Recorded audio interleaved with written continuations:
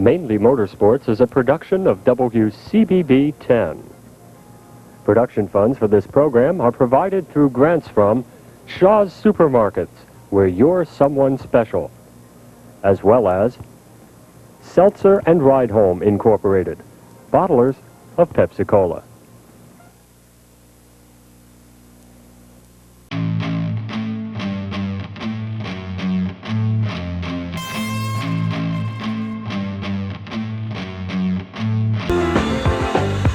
Good afternoon, I'm Andy Cusack. It's a very special edition of Mainely Motorsports this afternoon on WCBB Channel 10 as we go to Oxford Plains Speedways to cover the all-in-one Twin 100s, the late model sportsman division. You can see them behind me now. We'll be running 100 laps in their feature event. Drivers have qualified and are on the starting grid now. The open-wheeled modified division, they will also be challenging each other for 100 laps, and Dave Moody will be sitting in with myself today to do the play-by-play on these races. Dave is filling in for Bob Walker, who will be doing the play-by-play for the audience on hand today. Let's go up to the tower now and get the rundown of this starting event for the late model sportsman division from Dave Moody.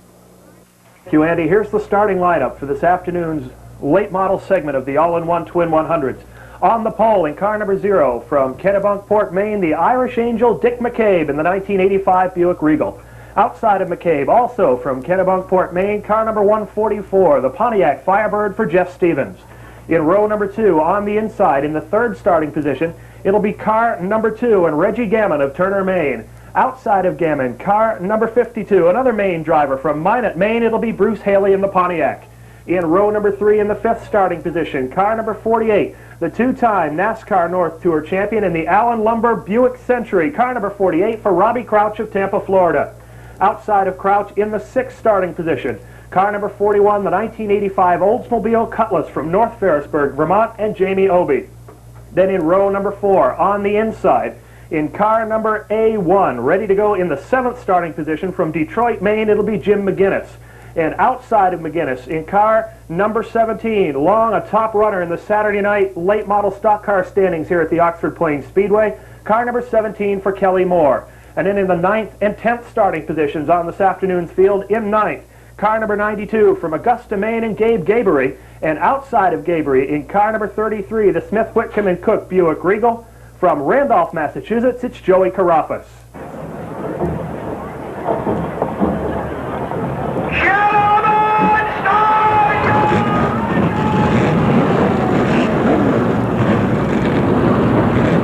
The official start from Oxford Plains announcer Bob Walker for the late model sportsman section of the Twin 100s here at Oxford Plains this afternoon. Of course, Bob Walker, my co-host on the show, will be filling in, doing his regular chores, doing the announcing for the Speedway and the audience on hand. And Dave Moody is joining us here in the broadcast tower today to assist in doing the play-by-play for both the modifieds and the Northern NASCAR Circuit Tour. Dave, welcome to the Mainly Motorsports area. Thank you for being with us. Oh, Andy, it's my pleasure. We're looking forward to an excellent race this afternoon. This is a strong field of cars, and it should be a great 100 laps. It should be a very interesting 100 laps, as you say. And Dave, of course, you are kind of used to the Northern NASCAR circuit, and you can see they're starting to move on the pace lap at this time behind the two Pontiac pace cars as they make their way through toward turn number 2. And if you can kind of assess some of the competition that's starting near the front today. Well, as they qualified through the heat races, the fastest cars are at the front. Dick McCabe, Jeff Stevens, Reggie Gammon, Bruce Haley, Robbie Crouch, and Jamie Obey, the 6 people who came home victorious in their heat races this afternoon. But I'll tell you, right behind them, and actually all the way back through the field, are excellent quality stock cars and drivers. Over 85 cars signed into the pit area and attempted to qualify this afternoon, and we can definitely say that this is the cream of the crop that made it this far. It sure is. They had a tremendous amount of competition that they had to make their way out through the qualifying events for today's 100-lap late model sportsman sector. Very competitive all the way through, and with only 4 drivers, the top 4 across the line, in each heat race being chosen, that had the competition very well strung out all the way through and very tight as far as the competition fighting for those top 4 positions. And the 2 men on the pole and on the outside pole are the men from Kennebunk and Kennebunkport, Maine, Dick McCabe and Jeff Stevens, starting right side by side. And those are 2 very colorful drivers alone. Well, they are indeed. I think you could probably fill the grandstands for a match race between Dick McCabe and Jeff Stevens. Neither driver known for holding back and running second when the chance to lead the race presented itself.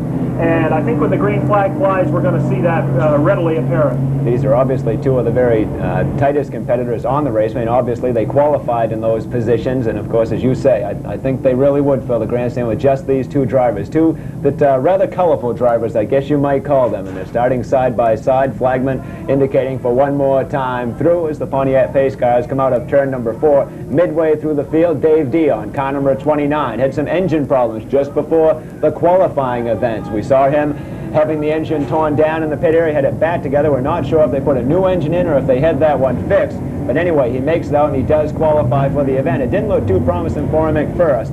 The Skull Bandit, car number 7, we find him, I believe, 5th row on the inside, and he is also going to be a strong competitor today in the Skull Bandit car, and you kind of know how he's been running around on the Northern NASCAR circuit, Dave. Well, Chuck Bout is fresh off a main event win 1 week ago on the Monster Mile at Dover, Delaware, where he came away with a late model championship 200.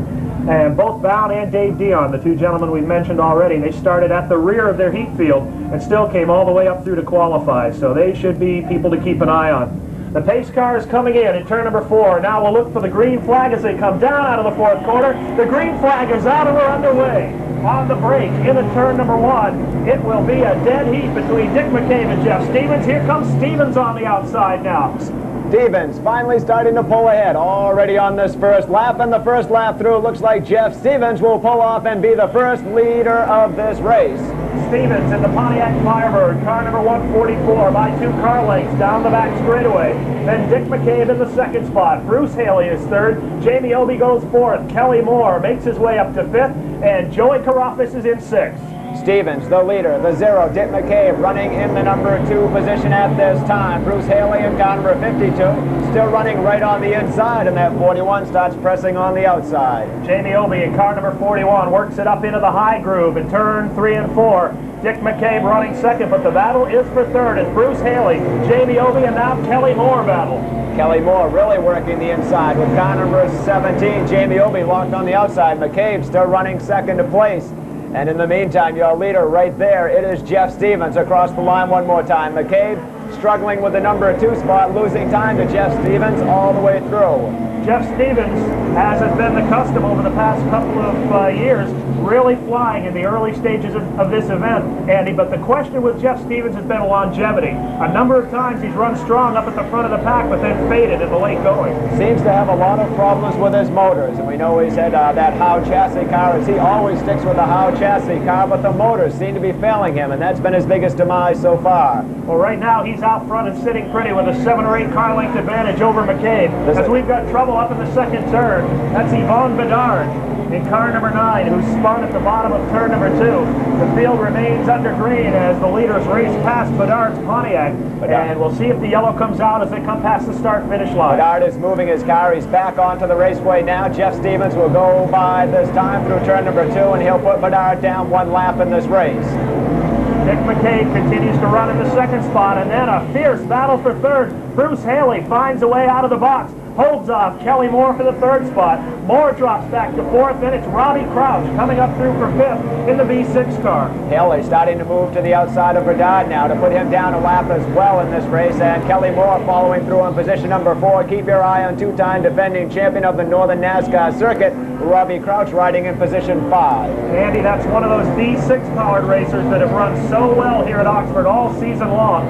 Robbie Crouch in the Allen Lumber car, car number 48, now draws a bead on Haley and Kelly Moore, who stack it up 2 wide into turn 3. It is Kelly Moore moving to the outside of Bruce Haley, and Haley will just pour full throttle going into turn number 1. He manages to hold them off, and Kelly Moore starts sliding back. Now it's Robbie Crouch making a move toward the inside. He'll try to upset and gain that position. He has Kelly Moore trapped on the outside. 3 cars under a blanket for the 3rd position down the front straightaway. Bruce Haley holds the spot in car number 52. Then it's Kelly Moore up on the outside in the 17. Robbie Crouch knocking on the door in car number 48. And here comes Joey Karafis now to make it a 4-car jam session for 3rd place. Karafis is going to be a factor now. Kelly Moore still locked on the outside of the track. That's where he's going to lose some time. Not a very advantageous position to be running. Not a very good groove on this Oxford Oval. Well, Kelly Moore doing a good job up high, but Robbie Crouch, whoa, they get together. A close call. Kelly Moore tried to slam the door on Robbie Crouch.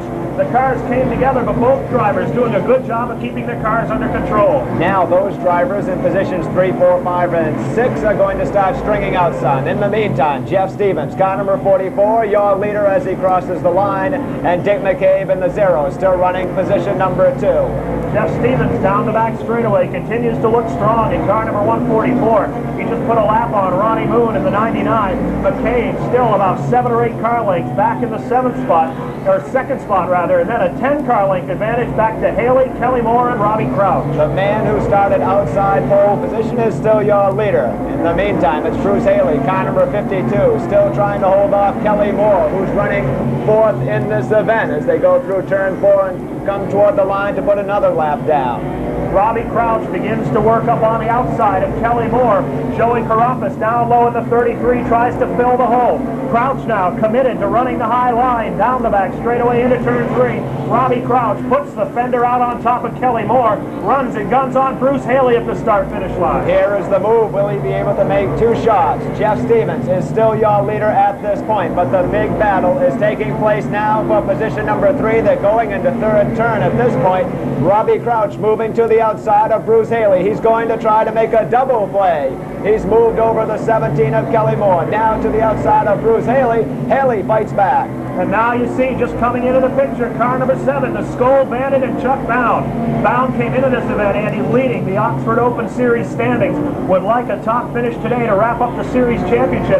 And the Skull Bandit has worked his way now into the top 5 or 6 positions. He's been a very dominant factor at Oxford Plains all year long. And of course, a very competitive runner on the Northern NASCAR circuit, but one who's had a lot of problems with tires in his Northern NASCAR campaign this year. That second pack of cars stacks it up 3 wide out of turn 4 as they go around the lap car of Ronnie Moon. Robbie Crouch now has moved up and into the 3rd spot.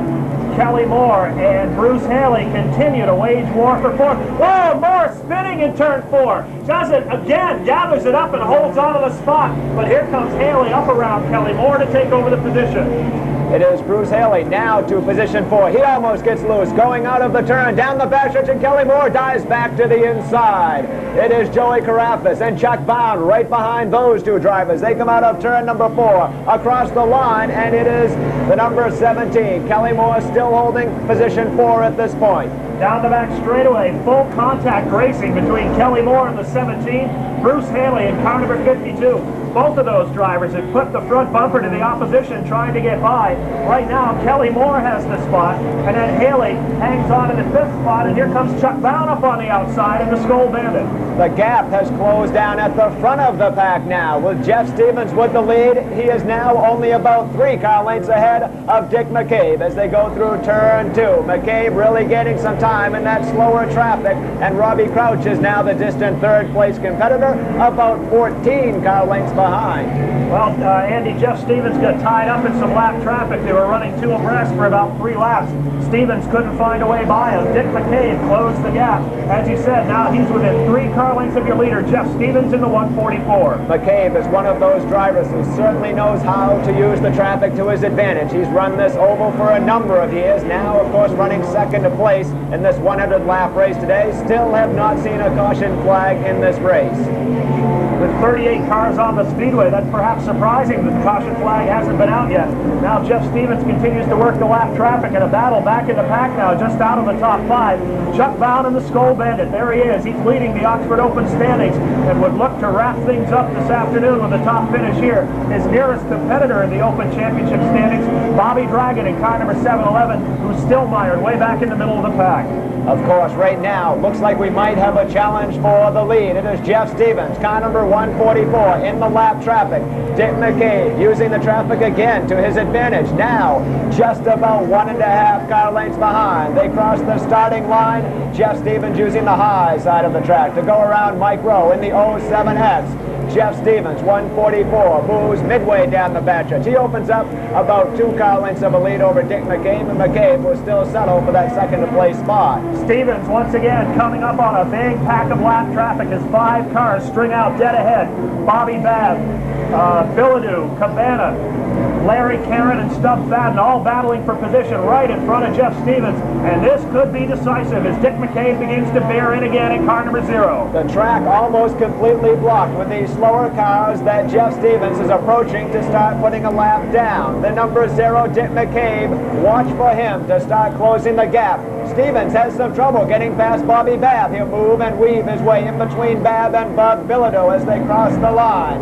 Still Robbie Crouch in the picture as he contends in position 3. Robbie Crouch goes around Frank Frazier in car number 23, and he tries to close the gap on the leaders. Well, we got a car spinning in turn 4. That's Dale Verrill. In car number 56 is spun down at the bottom of turn 4. That car remains stopped, and he's trying to refire. Has the car underway, and the field will remain under green. Still under the green, and Jeff Stevens still about 1.5 car lengths in the lead as they start coming through turn number 4 at this point. And Dick McCabe in the green and white number 0 not far behind. Jeff Stevens doing a masterful job of working through that pack of traffic. He's maintained his advantage over Dick McCabe. Pulls up now on the rear deck of Stubb Fadden in car number 16. Stevens running the best race of this season at Oxford Plains Speedway for him. Has been out front, and he's led all the way to this point as now he continues to work on the lap car of Dale Verrill, who's back underway and heading down the back straightaway. It's been a very successful day to date for Jeff Stevens. He qualified outside pole for this late model sector of the event, and he qualified pole position for the modified 100 lap event. So Jeff Stevens is off toward a banner day so far. Let's see if the car will hold together for him. With an open track in front of him, Andy, Jeff Stevens is clearly the faster of the two cars between he and Dick McCabe. Stevens now pulls up and puts a lap on John Paul Cabana, who just barely got into this main event this afternoon by winning the non-qualifiers race. A close call, and right now as Jeff Stevens is approaching some more slower traffic on the field, as you say, Dave, in the open traffic on the field, when there's nothing blocking his way, he's almost unstoppable. But the fact of the matter is that there are slower traffic almost all the way around the track, so there's hardly a chance for Stevens to open up any distance at this point. Well, it's a fact of life when you put 38 3,000-pound late model stock cars on a third-mile track. There's not going to be a lot of room to relax. And Jeff Stevens now is feeling the pinch as he once again comes up on a pack of cars, goes up and around the 6-cylinder car of Dale Shaw. Whoa, Shaw and Yvonne Bedard got together, and Dale Shaw has spun on the back straightaway. There's a spin. We'll see if that car is going to get moving. He is moving under his own power now. Officials looking it over, and the race is still under the green flag. Still your third-place competitor. It is the 48 Robbie Crouch going through turn number 2 at this point. He still has about 6 cars separating he and the 0 of Dick McCabe. Jeff Stevens, still your leader. Stevens in car number 144 into the first turn, draws a bead on Terry Clattenburg of Dartmouth, Nova Scotia, in car number 20. Stevens moves up on the high side and does away with Clattenburg. Robbie Crouch now works down the back straightaway and disposes of Mike Rowe in the 07. But Crouch, like McCabe and like Stevens, working through the lap traffic and having a tough time of it. Robbie Crouch still, however, doing an admirable job. He's the one facing the most amount of lap traffic, now having to weave both inside and outside as he approaches some more cars going through turn 3 and 4. And still, it is Stevens and McCabe, the two hot runners to date. Jeff Stevens in the 144 continues to show the way by now about 8 or 9 car lengths over Dick McCabe. Stevens with a little bit of empty asphalt in front of him a few laps ago managed to stretch out the advantage, but now he's right on the rear bumper of Kevin LePage in the Norseman Motor in car number 09. Stevens goes down on the low side out of turn number 2, takes care of Kevin LePage, and now draws a bead on Reggie Gammon, who started way up front at the drop of the green flag but has fallen back quite a bit. Reggie Gammon, the next victim to be put 1 lap down by Jeff Stevens. Bobby Babb slowly moving on the inside as he just came out of the infield pit area.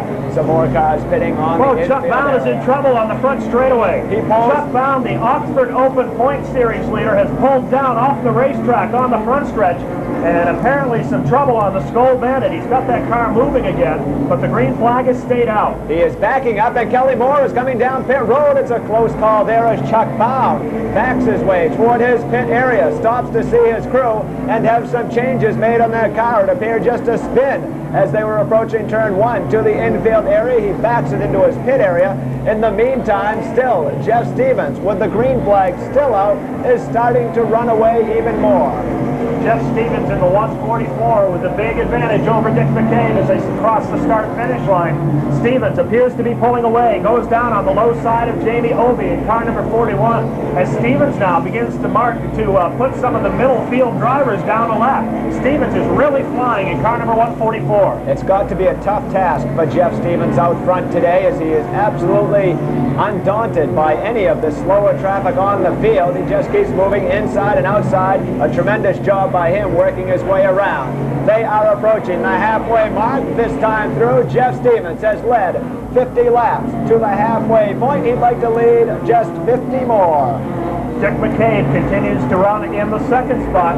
He's about 10 or 15 car lengths behind Jeff Stevens, who now works up and around Rick Zemler in the 77.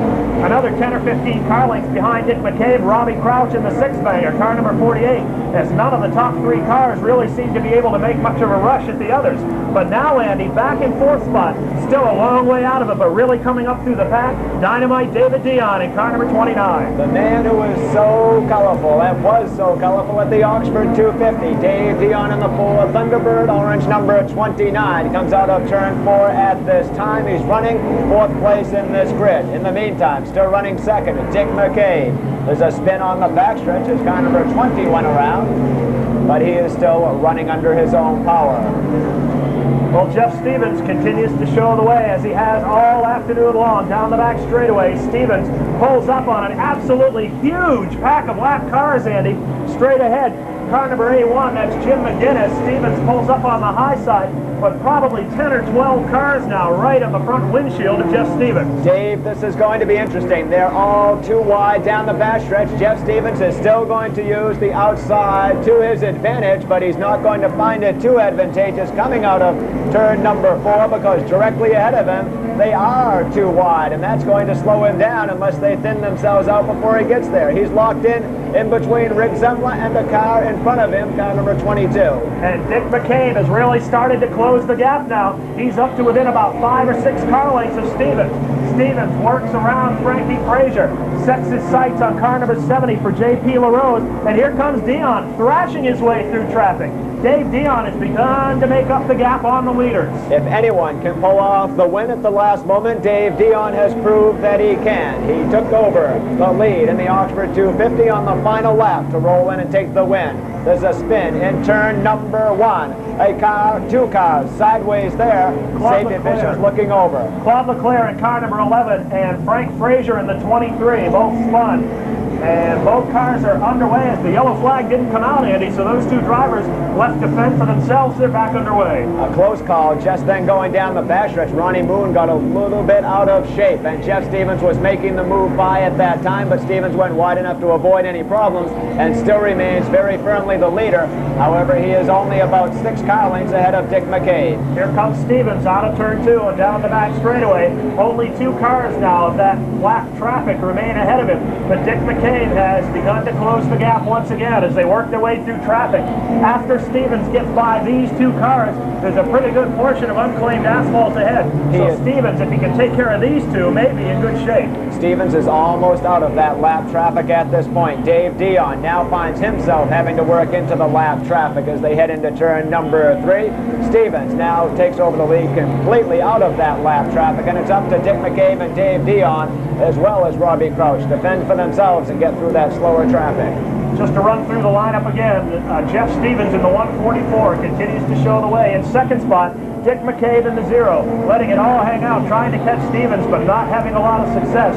In the third spot, Robbie Crouch in car number 48, who's been working the traffic very well and has closed the gap between himself and Dick McCabe.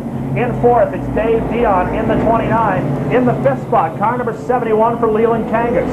In sixth, it'll be Joey Carafas. In seventh, unofficially, Larry Caron. Kelly Moore, eighth, Beaver Dragon, ninth. And car number 52 for Bruce Haley, unofficially rounding out the top 10. Jeff Stevens has about the length of the straightaway open for him to use to his advantage and try to pull away further from Dick McCabe, as McCabe is still struggling with the slower traffic in the field.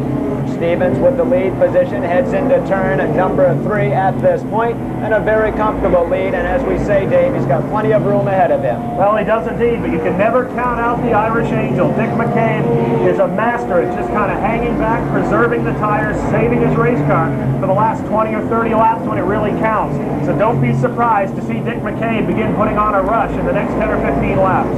Well, I'll tell you, Dave, Dave Dion, however, is running in 4th place still, and he's making the hard-charging campaign. And we had a chance to talk with Dave in the pit area, and he told us a little bit about his success here at Oxford Plains. Right, Dave, how will your strategy be today when you enter into this Twin 100 race in the late model sportsman division? Well, you got to do your practicing and your qualifying and get all that, dispose of all that first. And when if you succeed at practicing well and qualifying well, then you can set a race strategy. But right now, it's back to square one like everyone else. Our past victories don't mean a thing today. We just, you know, we're all back here, and it's a whole new situation. And hopefully, the car will be competitive, and that's what we're hoping for. You've been running the Oxford Oval since back around at least 1974. What did you attribute your success to on this oval in particular? Well, this track has always been handling. For years we had been down on power, but we just worked real hard on getting a good chassis set up, and of course the experience came with it. A lot of times I felt as though I had a good chassis set up, but as a driver I was lost. Seemed like I was in a different place than I aimed at one time, and the lap times were very inconsistent. But now I've learned to discipline myself a little better and put the car where they want it and where it's set up to go, and it's just the whole team working together has made the difference now, and it goes right back to the handling of, you know, from the beginning, of making it handle and driving it where it does handle. And you've always kind of been a Ford man throughout most of your career. What is the reason behind that? All of my career.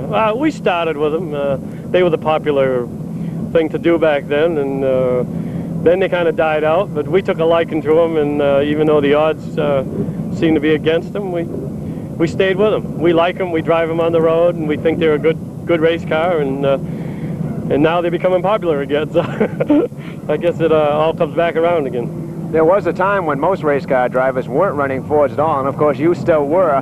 How did you have the success in setting up a Ford race car? The team. We had been together a long time. We had worked with the Ford, and we had worked with the Ford shortcomings.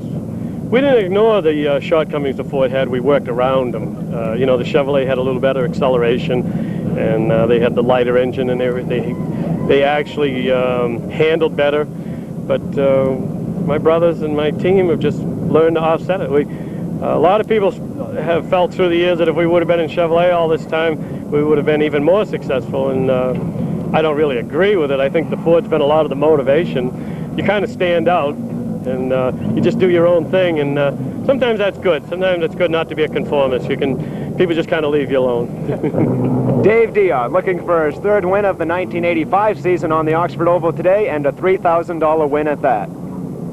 Okay, we're back on the oval now, and Jeff Stevens still with the lead, has not given it up to date. He took over the lead on the first lap of this race after starting outside pole, and the man who's still running second is Dick McCabe in car number 0. Robbie Crouch starting to have some advantage now, working the outside of the track in car number 48, closing down toward Dick McCabe, perhaps the closest he's been yet. Well, Robbie Crouch is running the high groove in the little 6-banger. Of course, the V6 cars get a weight advantage. They're allowed to weigh less than their V8-powered counterparts, so that's a handling advantage through the corners. And right now, Robbie Crouch looks like he's ready to mount a charge. He's begun to close the gap on Dick McCabe in second. He's certainly using that weight advantage all the way to his advantage as they head into turn number 3 at this point, and Dick McCabe still running second. You see him there, makes his way around car number 92 as they head into turn number 1. Dick McCabe up on the outside of Dave Gabory. Gabory gets the pole. McCabe may be struggling a little bit in car number 0 as he's dropped back off the lap car of Dave Gabory, and here comes Robbie Crouch. McCabe is slowing right down on his rear deck. McCabe slowing down dramatically now as they go back into turn number 1, and Robbie Crouch in the blue and white number 48 is starting to move to the outside of the track, but McCabe still appears to have some power left, but it's evident that he's losing bit by bit. Robbie Crouch now right on his rear bumper in the 6-cylinder car number 48. Crouch kicks it up into the high groove through turn 1 and 2. Down the back straightaway. Crouch comes onto the accelerator. Pulls up on Dick McCabe in the high groove. Crouch up high, McCabe down low. They pull up and go wheel to wheel now for second place. It's going to be a close one as they cross the line, but McCabe still with the second place spot under his hand is just barely one car length ahead, and Crouch again is going to try an assault on the outside. He's making the move through turn number 3 and 4. The lap traffic may decide this one as McCabe is down in the low groove. Here comes the lap automobile of Gabe Gabery once again. Crouch will try to pin McCabe. No, he doesn't need the lap car. Takes care of McCabe in turn 2. Robbie Crouch takes over the second spot. Now, in that number 2 spot, that puts McCabe of Kennebunk, who started pole position, back to third place. Jeff Stevens, in the meantime, is going through turn number 2, as his closest competitor at this point was just going through turn 1. Jeff Stevens has a full straightaway advantage over Robbie Crouch. Dick McCabe now has dropped a couple of car lengths off in the third spot, and Dave Dion has made it a ball game once again. He's within 10 car lengths of Dick McCabe down the back straightaway.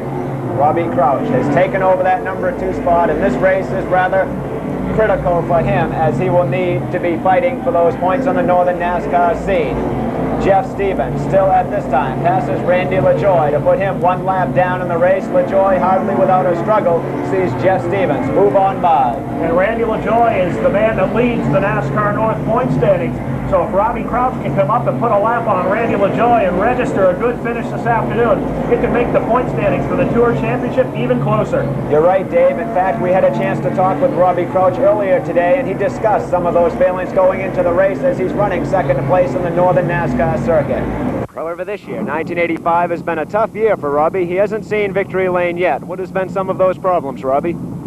Well, it seems that, in first place, Oxford used to be a good track for me. I used to be able to win some races here. And in fact, the last 2 seasons, I've run excellent in just about every open show that we've run, including the 250. But, you know, I had engine trouble last year, and I had a transmission let go on me this year, and I wrecked one time when on the first lap when I was starting 4th. So I've had some excellent opportunities, and I've certainly had a car capable of winning, but I just can't seem to get that other ingredient that you need, which is a lot of luck. You are 2-time defending champion of the Northern NASCAR circuit. Right now you are running second place in the point standings and not too much time remaining. How do things look for you approaching the end of the season? Well, we've had an excellent season, and things look great. Our point situation is close enough that one race could make the difference, and you know, so we've got 4 races to go, and what we need to do is we need 4 good races. If you could look into a crystal ball and see what was going to happen, you know, maybe you'd say, maybe I'd give up now, or maybe Randy would, but I think things look great. Our equipment's in good shape, and we just need 4 good races. Robbie Crouch will be making Oxford Plains Speedway part of his championship fight to grab that title on the Northern NASCAR circuit today. Back to line action. Robbie Crouch continues to hold on in the second spot as he works up around the automobile of Bruce Haley in car number 52, putting Haley and Kelly Moore down the lap. But the battle now is for third as Dave Dion is pulled right up on the rear bumper of Dick McCabe. Whoa, we got trouble in turn 2 now. There's a car that has spun. Crouch continues with the number 2 spot. McCabe and Dion both make it by safely. That's Rick Zemla in car number 77 who sits down at the bottom. The caution flag is out. The first yellow flag of the day is out into the air, and we're not sure exactly where we are as far as laps counted. There is a car spun onto the infield area of turn number 2. So the yellow flag comes out from the starter of this race, Jeff Stevens, slowing down, and now he'll have a completely open passage of asphalt when the green flag resumes. But there's also a downside to that for Jeff Stevens. The big lead, the straightaway advantage that he had built up over the remainder of the field now disappears as Robbie Crouch in second place gets to pull up. It is completely diminished at this point with Jeff Stevens the leader, and now Robbie Crouch will have a chance to match up right side by side. It appears so far, Dave, however, that Jeff Stevens has the overall power. We haven't seen Crouch gaining too much, but as you would explain, with that V6 inside the hood of Robbie Crouch's car, that weight advantage just might help him out. Well, it may indeed. The engine advantage definitely goes to Jeff Stevens, but the handling edge will go to Robbie Crouch. We have 84 laps complete, only 16 remaining. So if Robbie Crouch wants to make a run for the lead, he's going to have to do it in very short order. And this is also tightening things up for Dave Dion and Dick McCabe, although they're going to have some lapped traffic locked in between them at this point. But nonetheless, it has tightened things up, and it does allow McCabe and Dion a chance to fight toward the front. And as we have said, of course, Dave Dion, the man who took the Oxford 250 on the final lap of the event. If anyone is going to be colorful today, it's probably going to be him. Although with people like Jeff Stevens and Dick McCabe in there, McCabe isn't carrying the only color of the day, to be sure. McCabe is going to have a battle, as are any of the top 5 runners right now. It's a toss-up. It's nice to be seeing Jeff Stevens running as well as he is today. As we said at the very outset of the race, he said nothing but mechanical problems all year long in the races that he has run. So he's just one of those persons who are just plagued with bad luck. Today, however, everything seems to be looking his way. Well, Jeff Stevens, as we've said before, is always among the fastest cars on the track. The question this season especially has been durability. The 144 has not lasted the full 100 laps, but it looks today like it's ready to go all the way without missing a beat. And Stevens also is one of the very few people on the Northern NASCAR Tour who insist that they must have a Howe chassis to drive these races. And as Jeff Stevens had told me at one point in the past year or so, he told me the reason he chooses Howe is they are dependable, and he said if he can just get the engine to run and to stay together, he's convinced that that is the setup to have. Well, Jeff Stevens has 2 cars in his stable. This car, of course, the Oxford Open car, the Pontiac Firebird with a fiberglass body, which runs under the Oxford Open rules, and also his NASCAR North machine. Both of those cars, Howe chassis and Baker engines. Jeff Stevens says they're the way to go, and the way he's running today, who's to argue? That's right. Randy LaJoie will start on the outside of Jeff Stevens on this restart, although LaJoie is 1 lap down. And speaking of Randy LaJoie, we talked with him. Of course, he is one that has had some Grand National experiences, and one of those not too favorable for Randy LaJoie, and we had a chance to talk with him on pit road. Andy, what is this like going into today's event? Of course, a point race here at Oxford Plains and a few more to go. Yeah, there is. There's 4 more races, I do believe. Well, counting this one is 4.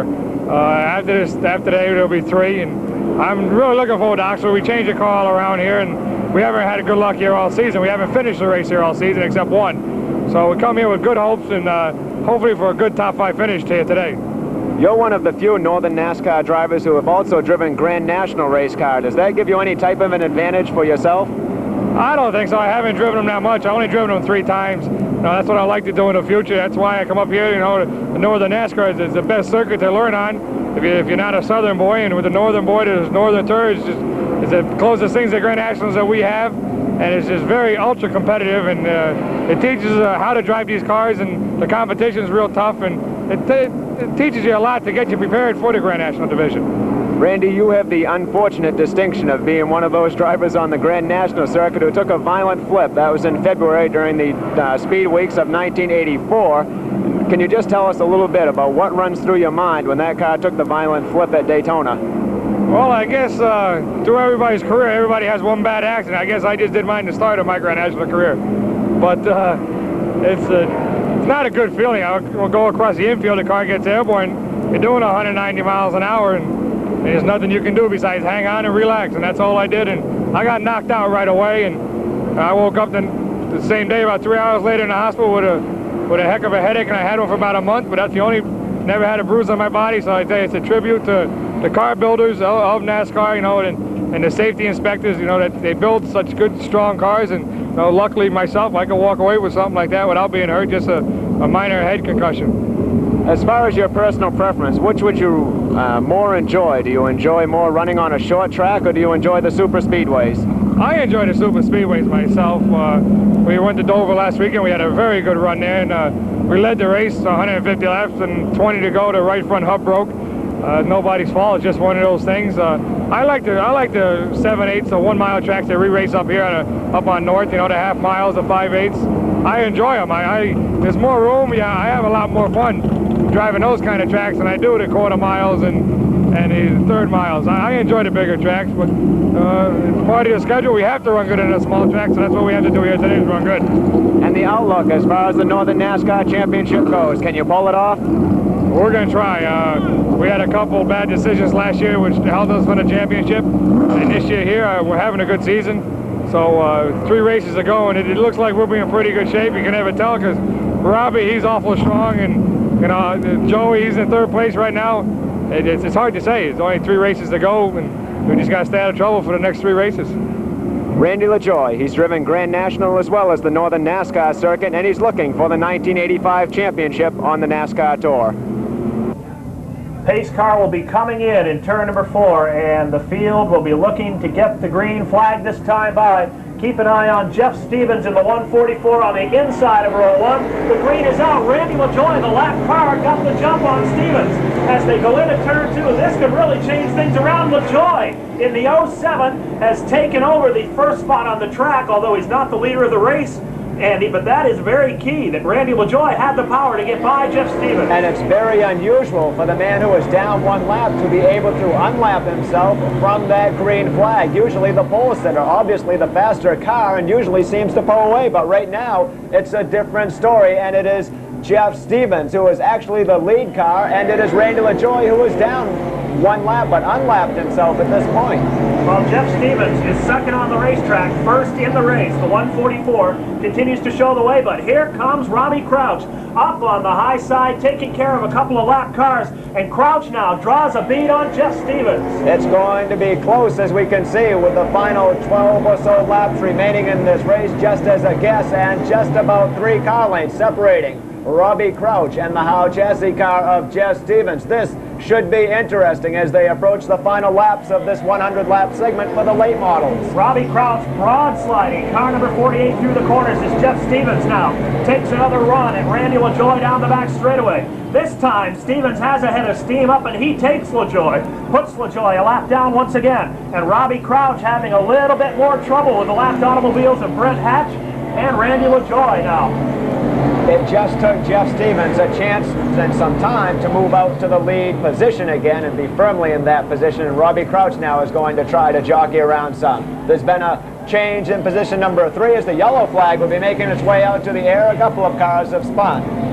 That's Dale Barrow in car number 56, Terry Clackenberg in the 20 up at the top of the raceway, and Ronnie Moon in the 99 also involved, but he's got that car back underway. So the caution flag out again, and once again, Robbie Crouch will get to close up on the leader. Now this is the one that's going to be interesting, because Crouch will have such an open shot at Jeff Stevens on this realignment of cars. Should only be 1 or 2 cars in between those drivers on the restart, if any, if the lap cars have pulled off, and at this point looks like they just may have. Well, this is going to set up the shootout that we've been anticipating, Andy. Jeff Stevens in the 144 with the horsepower advantage in the V8 powered car, but Robbie Crouch in the 48, the 6-cylinder car with the handling advantage in the corners. It's like a light heavyweight and a heavyweight going at it in the boxing ring. And there's not much time left. We'll try to get a note and see how many laps remain in this race at this point, with Jeff Stevens, of course, the lead car, Crouch running second. It is unofficially Dave Dion running third, unofficially Dick McCabe in fourth, and Joey Carafas in car number 33 is your 5th place driver at this time. Jeff Stevens in the 144 trying to cool down those tires to get the maximum bite as the green flag flies again. We have 90 laps complete, 10 laps to go. Andy, this is going to be a whale of a shootout. With only 10 laps remaining, you've said it all. It is going to be a shootout, and what a change. They went as far as, I believe, lap number 78 before that first caution flag, and Jeff Stevens had led all alone up through that point. Now, things have changed all around for Stevens. Before, he wasn't daunted too much by fast cars on the start, and Randy LaJoie was able to pull off that last start and still stay in the lead lap, and this time he's going to have a chance to do it again. It should be interesting this time to see if Stevens can pull it from the inside. When the restart lineup is posted, Stevens will have the pole, and once again LaJoie will go up on the outside pole. Then Brent Hatch, the lap car, in car number 32, will be on the inside of row 2. On the outside of him, it'll be Crouch. So, Andy, if LaJoie can get the jump again, Robbie Crouch may be able to follow him through, and Jeff Stevens could be in some trouble. And, of course, Jeff Stevens and Robbie Crouch, 2 very popular drivers from the crowd on hand today. You can bet they're all going to be cheering for their favorite as we get ready for the green flag again. Track appears to be all cleared at this point. A couple of drivers have made pit stops in the infield pit area and back on to their positions on the track. Well, there's nothing to do at this point but wait for the green flag to fly again. Put the money down and place your bets. Jeff Stevens or Robbie Crouch. Right now, the advantage seems to be with Stevens, as he's got 2 lap cars to play with, and he does hold the lead. But never count out Robbie Crouch, the veteran driver out of Tampa, Florida. He didn't get to be a 2-time NASCAR North champion by finishing second. You've said it all. And you know, these drivers drive some fast around these ovals, not just here at Oxford Plains, but as they travel all over New England and parts of Canada. But there's one man who's kind of been the key to success behind all these drivers traveling to different tracks, and he's one busy man and doesn't very often take a moment to chat, but we had a chance to catch up with him today. He's the director of NASCAR North. Welcome, and we'd like to ask you a little bit about what your details or duties entail during the course of a day of a NASCAR race. Well, you know, it starts a long time before the actual race, and I love Oxford because I can enjoy it more. They've got a huge staff here, and they've done their own thing for a lot of years, so I really get a break. When we come to Oxford, I can actually become a spectator and enjoy it. But normally, you know, last week we were in Dover, Delaware, and that's a very difficult race because it's 165 miles an hour with some kids that it's the only time they ever do that. So you're kind of nervous for a week leading up to it. You actually start to work about 8 months before when you line the races up all over the country. And when you get there, you have to start getting organized for inspections in the morning, and you get everybody through inspections, and then you've got to make sure that the heat races are lined up, or the time trials, whichever you may be doing, and you organize those in a 2-day show. And then, you know, it's different when you go to we've got a couple of tracks up in Vermont, so it's a long day there because you got the other problems to deal with, like any other promoter. You got the ticket sales and the concessions. But pretty much our work is done in the office. You know, we line all these races and these events up during the off season, and then we go to work, and it's kind of routine after the season starts. It's a mechanical thing like any other official. You just do your job, and then you race direct during the actual running of the races. And along the line of racetracks, of course, you have a couple of racetracks you're involved with in Vermont. How many racetracks is the NASCAR Tour itself involved with in the New England area? Well, this year I think we went to, I think it'll be 15 or 16 different ones, which is really kind of interesting because with a tour like ours, where you do have a series, most of our competitors, most of the teams, they really enjoy the traveling. They, you know, they kind of complain about it because it is a lot of miles each season, about 20,000 miles per team. But it's interesting to be able to go to different tracks, quarter miles, third miles, half miles, 5/8 miles. We got the road race over in Loudon, New Hampshire, of course, which, gee, they all seem to enjoy. And then, of course, you go to Dover on the mile, and we think that maybe Pocono is in the picture for us, and a few tracks like that, which really means that we're pretty well-rounded when you think in terms of different racetracks. Tom Curley, the director of NASCAR North, sometimes he's running just as fast as the race car drivers are. Safety car will come in turn number 4. There's Jeff Stevens on the inside of row number 1. Randy LaJoy on the outside. Whoa, the cars come together. Take One is on the field.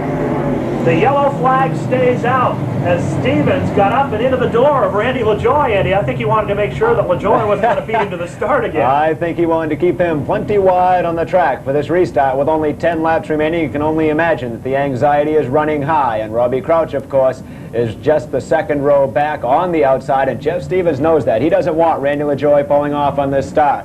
Here they come, down again, of course, LaJoy, nobody's patsy. He's not going to give up any room. Here they come, down for the green. This time, Stevens gets the jump, but no, they won't do it again. Swagman holding them up one more time through. He wants things tighter, and Jeff Stevens, of course, very anxious on these starts and appears to be edging out each time through. But the starter wants to see them right dead even when they cross the start-finish line. Well, as if we needed any more anticipation for this restart. They've tried it twice and haven't got it. Maybe 3 times the charm. We'll see what they can do. There's Stevens in the 144. LaJoy up on the outside in the 07. Then the lap car of Brent Hatch inside row 2. And Robbie Crouch, the green is out this time. And Stevens gets the jump. Jeff Stevens in the 144 gets the jump. But Randy LaJoy quickly down onto the low side. Now pulls up. LaJoy wants to get the lap back. And Robbie Crouch ducks down low and will try to fill the hole in turn 4. Here they come, down to the start-finish line. Crouch trapped behind the lap car of Randy LaJoy. If anyone wants to get by that lead position any more than anybody else, it is Robbie Crouch, who's running second place, but he's physically third on the racetrack now as he starts moving to the outside of Randy LaJoy. And look at the man who's following through. It's Dynamite Dave Dion. Crouch way wide in turn 1 and 2. And also, if there's anyone that wants to keep Robbie Crouch behind him, it's Randy LaJoy. So all kinds of things coming into play here in the final 10 laps. Stevens has once again got the 3-car length advantage out of turn 4. Here comes Crouch in the 48. Right on his rear bumper, Dave Dion in 3rd place in car number 29. It's more than just a race for the $3,000 winner's check, and at this point it is Jeff Stevens out front by about 4 car lengths, but Robbie Crouch to the outside of Randy LaJoie. The battle across the line finds Robbie Crouch securely moving around now to position number 2, and Dave Dion is going to follow through as there will be just 5 laps remaining this time by. Laps winding down, and now your top 3 cars have clear sailing ahead. Crouch holding on to 2nd spot. Dion trying to find a hole to get by, as right now it's a battle for 2nd and 3rd as Jeff Stevens is pulled away once again. He is again about 5 car lengths out. Dave Dion in the number 2 spot, running 3rd actually. He's just a few car lengths behind, heads to the inside of Robbie Crouch with the crowd cheering. Dion takes over position number 2. He's only got a few laps to put the assault on Jeff Stevens. Let's watch and see if he can close down the gap. He is pulling away from Robbie Crouch, so he appears to have plenty of motor. Dave Dion with a nice move on the inside of turn 4, got underneath Robbie Crouch, but he's running out of laps now as Dion continues to run about 4 or 5 car lengths in back of Jeff Stevens in the 144. This time by, there'll be 2 laps to go. Stevens shows the way, Dion in 2nd, Robbie Crouch is 3rd. Those are the 3 cars in contention for the win. With only 2 remaining, Dave Dion closes the gap to about 3 car lengths going down the backstretch area. The rest of the field streams by. Dion gaining momentum through the white flag out into the air as Dion crosses the line in 2nd, and your leader is Jeff Stevens in the 144. A car goes down over the banking in turn 3, but no problem there. Here comes Dave Dion. Can he pull it off on the last lap again? He's right behind Jeff Stevens out of turn 4. He's diving. Here they come down to the start-finish line. What a finish! I don't know who won it. I believe Jeff Stevens pulled that off as they crossed the line, but Dion was right on the inside.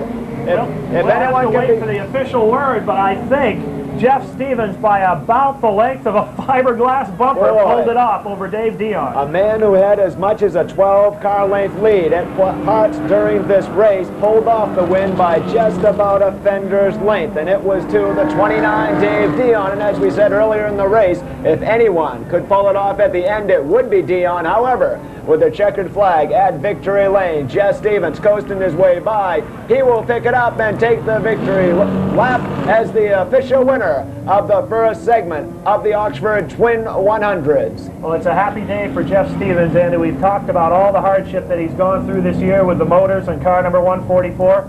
And you can see Jeff Stevens thoroughly enjoying that victory lap as he flies the checkered flag out the door of the Pontiac Firebird. That is for sure. Finally, everything has held together on that car. You can see as he coasts through turn number 4, just kind of relaxed and for once taking a slow lap around the track. He'll be coasting toward victory lane. Robbie Crouch finished out in 3rd, and Dave Dion picked up the number 2 place finish. The 4th place finisher was Dick McCabe in car number 0. McCabe faded a little bit after challenging for the lead in the early stages. McCabe finished 4th, and Joey Karafis, a strong run at car number 33, finished in the 5th spot. A race that started out looking like it might go non-stop, changes all around at the finish of this race and came right down to the wire. Let's go down to trackside and we'll try to pick up part of that interview. There's Jeff Stevens getting out of the race car. Tired but happy. Jeffrey, congratulations. Welcome back to Victory Lane. Thank you. It's been a long, hard summer. Listen, what was going through your mind the last few laps when Dion started coming up? Well, I was just trying to stay down tight and make him go around, but I gave him a little bit too much at the end. He almost beat me. How about that car off turn 3 and 4, giving you a little trouble there? Yeah, I thought I was going to run right smack into him. Remind you of the 250? Did you have those thoughts going through your mind? Yeah, I figured that the less and less laps to go, I figured more and more things were going to happen. So. Well, listen, you took the lead on the first lap, held it the whole way. It's been a long dry spell for you. Were you starting to hear noises and saying, what's going to happen to me this time? Well, we've been kind of wondering what's wrong with us at home. We're doing something wrong, but we're working just as hard. The luck's been against us a little bit, but maybe today it's changed. Now, is this the last time you won was in 1983, somewhere in early June. Is this the same car you were driving then? This is the same car. Now, I understand you're going to have something new for us for next year. Yeah, we'll have a new car next year. It'll be NASCAR Tour legal, and it'll probably be a new Buick or something like that. $3,000. How do you feel about that? That'll pay part of that $50,000 engine bill. Congratulations. Let's have another nice hand for Jeff Stevens. Jeff being congratulated by Dave Dion. That wraps it up for the late model sportsman. And next, the open-wheeled Mighty Modifieds take to the field in just a moment.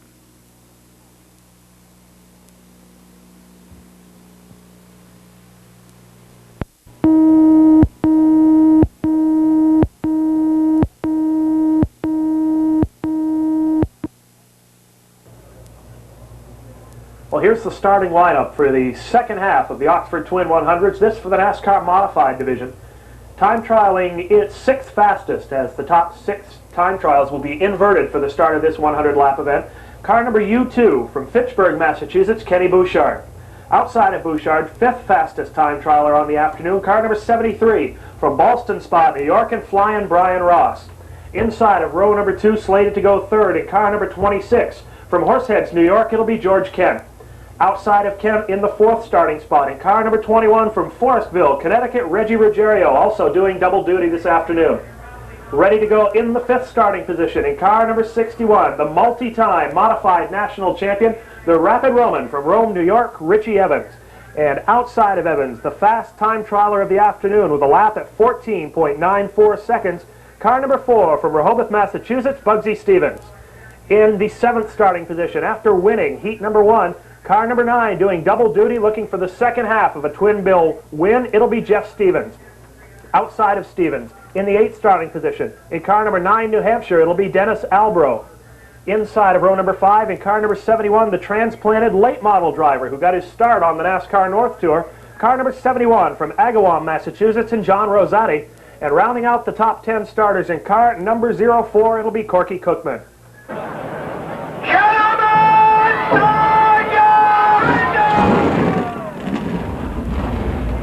Again, the official start of the second leg, this time of the all-in-one Twin 100s from Oxford Plains Speedway. This time, it will be the open-wheeled modified division who will run the 33.3 miles around this oval. And it is Kenny Bouchard who will be starting on the pole position, with Flying Brian Ross starting on the outside. And Dave, the modified division races should be just as interesting as that late model event. Well, it should indeed. It's a whole different breed of race car, but the racing is just as close and just as competitive. I think it is. It's going to be a very interesting race. We got the top guns starting right at the front. Those top 6 cars that you see.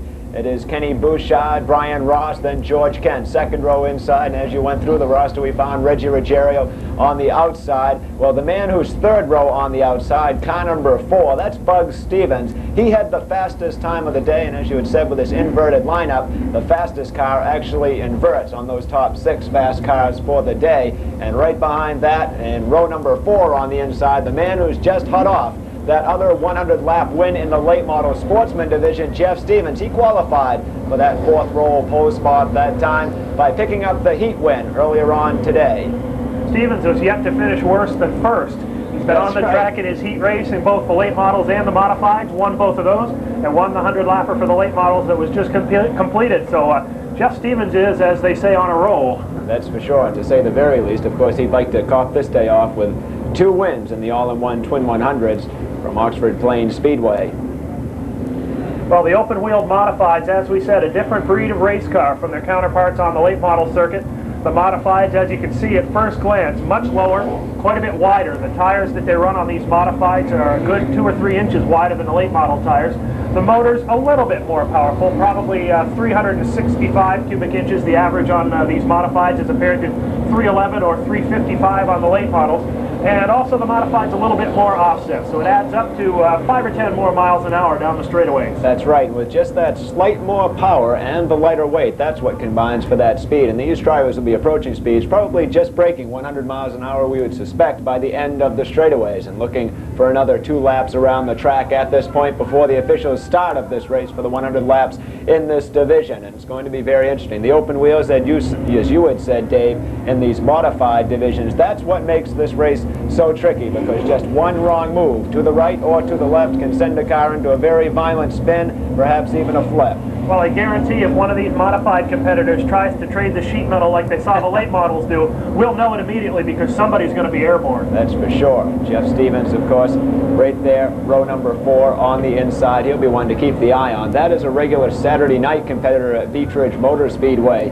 Normally is driven by Richard Pinkham, and Jeff Stevens is no stranger behind the wheel of that car. He's been behind that a couple of times this year and drove it very successfully the year before at that speedway, so not a bad outing for that car. Well, it'll be interesting to see how Jeff Stevens can make the adaptation from a 3,000-pound late model stock car to the lighter, faster, and more powerful modifieds. It may take him a couple of laps to get used to the driver's seat again. It just might do that, but of course, as we know, Jeff Stevens has driven both late models and modifieds, and the times we have seen him come to Beech Ridge, he just jumps behind the wheel, looks comfortable, and just tears right out front, so it's never any problem. Flagman on the starter stand, and it appears that everything will be set to go this coming time through. Well, it'll be Kenny Bouchard on the inside of row 1 in car number U2, the red and white car. And on the outside, flying Brian Ross in car number 73, the orange car. They'll come down now out of turn number 4. Here they come down the front straightaway, looking for the green flag. We're underway, and Bouchard gets the big break on the green flag.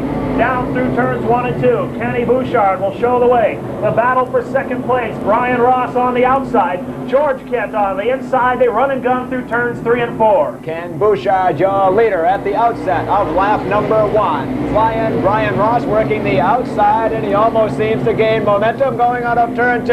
Will he be able to pull that slingshot pass going through the 3rd and 4th turn? We'll find out. This time through, Bouchard on the inside will hold the power on and will still remain the leader, but still Brian Ross with that challenge on the outside.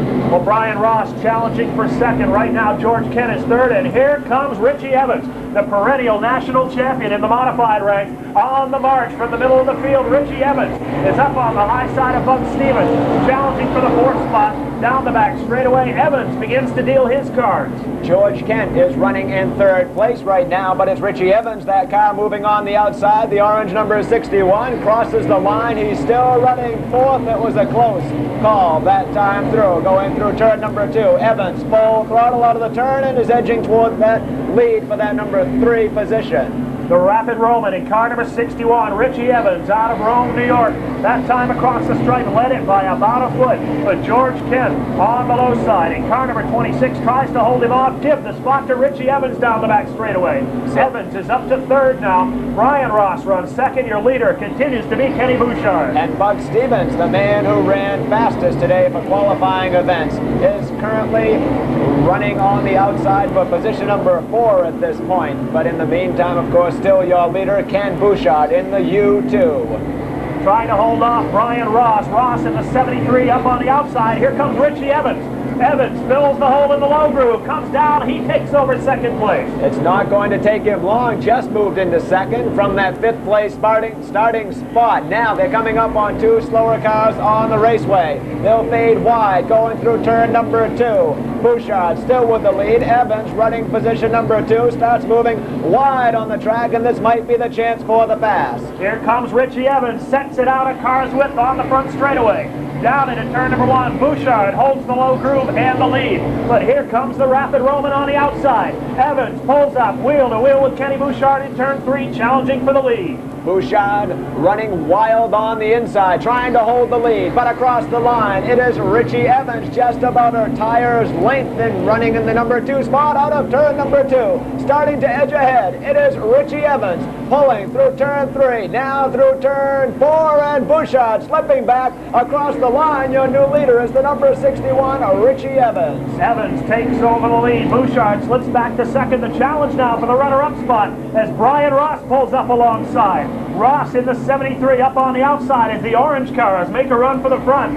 Brian Ross sticks the nose out in front. He'll take over 2nd, but back comes Bouchard down the back straightaway. The bid is on the outside of the track, and now trying for 3rd place over the number U2 will be car number 4, Bug Stevens. Crosses the line, and he's trying to pull for 3rd place, and he does that very well. Ken Bouchard from starting pole is now back to 4th, and George Kent is following behind him in 5th. Carl Bugsy Stevens in car number 4, the Mystic Missile. comes down and makes his way into the third spot.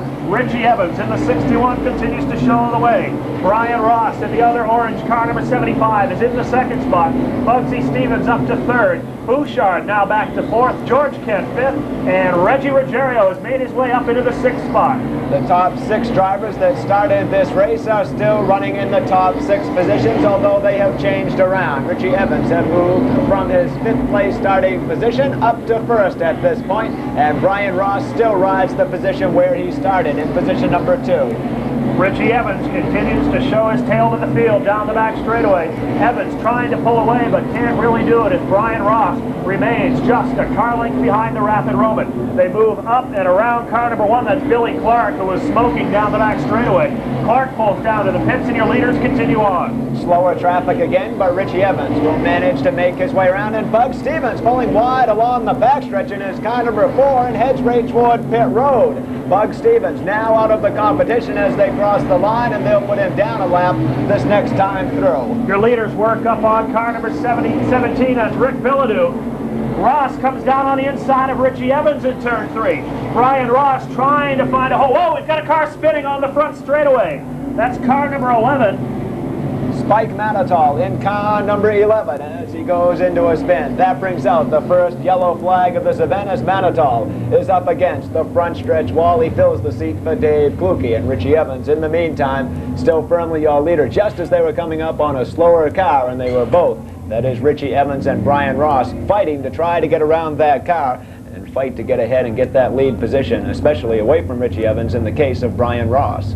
Well, they were coming up around the lapped automobile to put a lap on Rick Bilodeau in car number 17, and that was a bit of a close call as the leaders had to take a little bit of evasive action as Manatol spun in turn 4. He has that car back underway, and he'll rejoin the field at the rear. Meantime, these drivers are going to form into a single file line right now. They'll be crossed over to their proper positions. It is Richie Evans, the lead car, and there's a man who plays his cards right, obviously a multi-time champion of the NASCAR modified scene, and for Richie Evans it's just kind of the way of life as it has been in the past few years. I believe 7 championships he has racked up on the NASCAR modified scene. We had a chance to talk with Richie Evans on pit road, and he kind of told us some things about how he plans his strategy and things that he has to do in between the qualifying heat and the feature event. Gee, how has the year been, and how do things look as you approach the end of the season? We've had a real good year. We've won like 30 events this year, and last night we ran in Binghamton, and we ran out of gas with 12 laps to go. There was some problem with the gas pickup. We were leading the race. But it's nice to come to Oxford. This track's a little different than most of the tracks we run on because it's so round. But I've been here a couple times before, so it was a little easier to come this time. And we had a half-decent track set up when we went out, and we were pretty fast. So I just hope we stay fast all day. Your closest competitor is Mike McLaughlin. Will you be running against him today, and will you be keeping him in your mirror? Well, these last, I think we have 4 races remaining, and I have to just hang in and try to finish, and if I can finish the races, we're in good shape. Richie, can you tell us, you come into the pit area between the heat races, qualifying heat races, before the feature race, what takes place when you come directly off the track? What is your crew doing to each individual tire, checking over the chassis and other things? Well, the main thing is to get the tires sized for the race. The tire stagger on a race car is so important that if it's off a 1/4 inch, it'll mess you all up. We're lucky today. We have 2 sets of tires that seem to be the same size, so I think unless we get crashed or something, we should have a pretty good day. And you've been out in the warm-up laps already today. The car feels all right? Feels beautiful.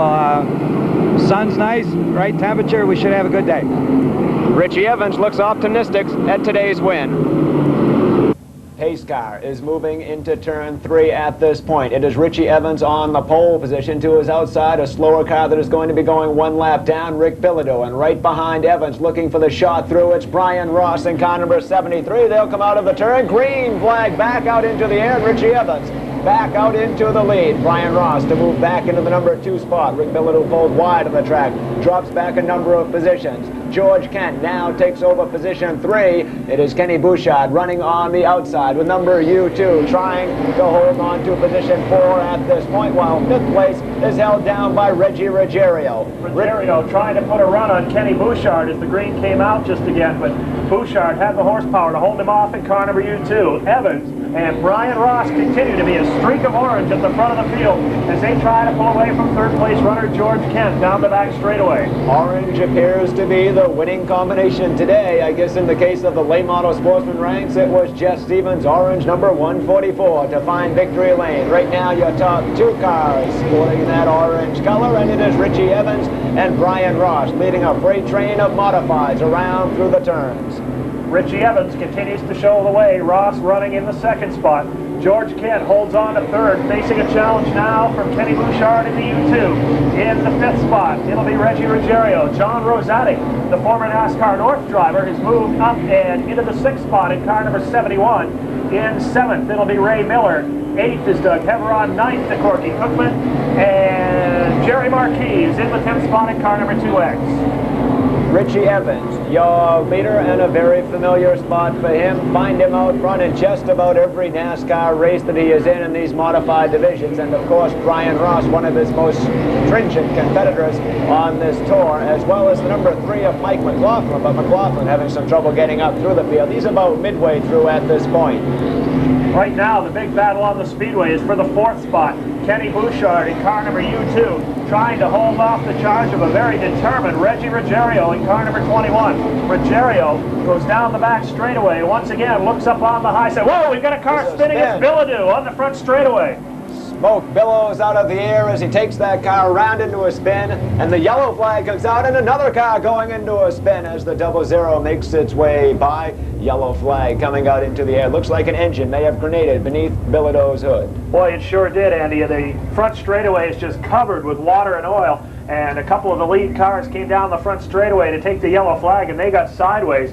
Fortunately for Rick Bilodeau, they managed to keep it under control and miss his cars that sat up against the wall. There was a close call upon a couple of occasions when cars went by and started to get sideways, and as you can see now, safety officials onto the track putting down some speedy dry to dry up the oil that has been put down there at this point, and we will be running under yellow flag caution laps for a couple of moments. Well, we had a chance to talk with the man who's currently running in 3rd place in this race, George Kent. As we spoke with him, he kind of assessed the competition and what he would be up against today. George, you weren't here last year. Is this going to put you at a disadvantage?